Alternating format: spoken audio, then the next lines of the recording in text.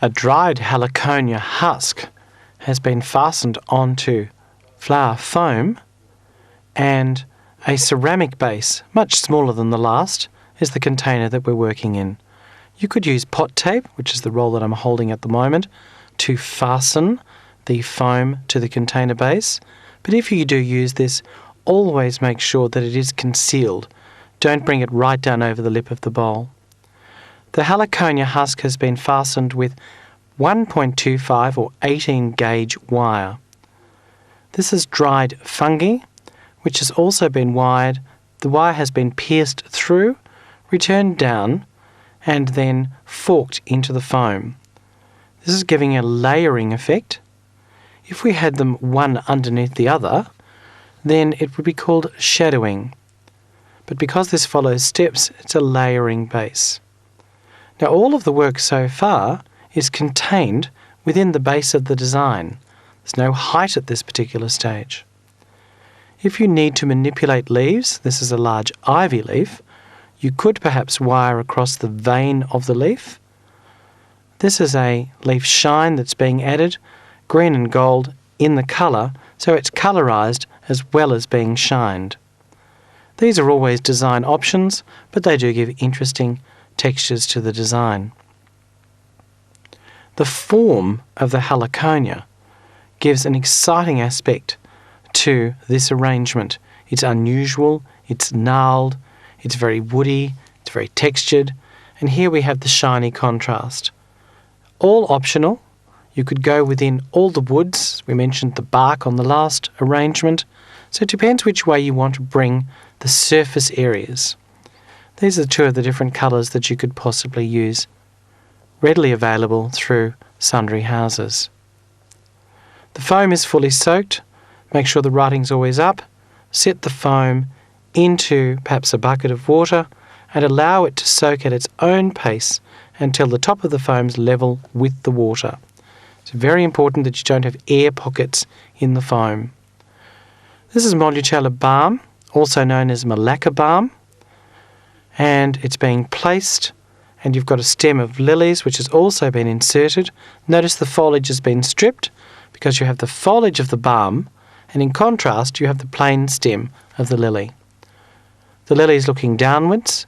Gloriosas do this as well, so they'd be good in that placement.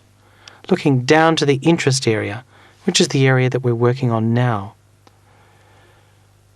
Hairpin wire going through the moss to fasten. If you're adding more content, make sure that you leave some space so that you're not trying to insert the stems through the moss.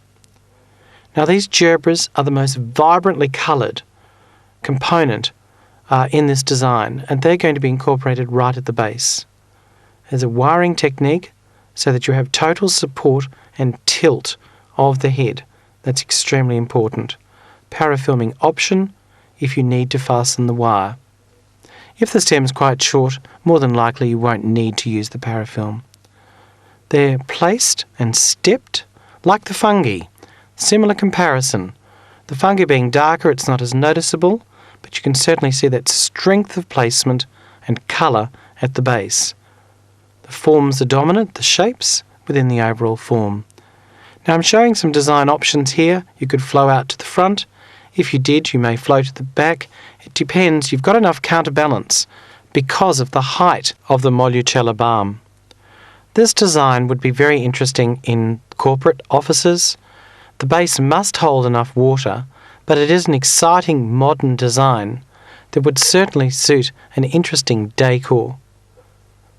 The stem area there has been left plain because we don't want to interfere with the placement of the gerbras. There is the possibility of adding an extra texture, such as the lotus that I'm holding, but look at if it's needed or not. Sometimes you can over-add.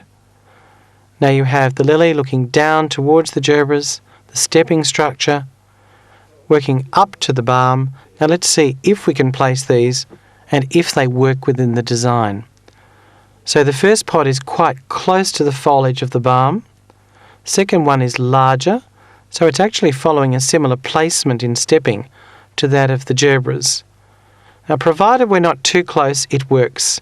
because you've got the gerbers following the line of the lily stem, and you've got the pods following the line of the Moluccella balm, and they link together at the base with the extension of the heliconia husk. So that works.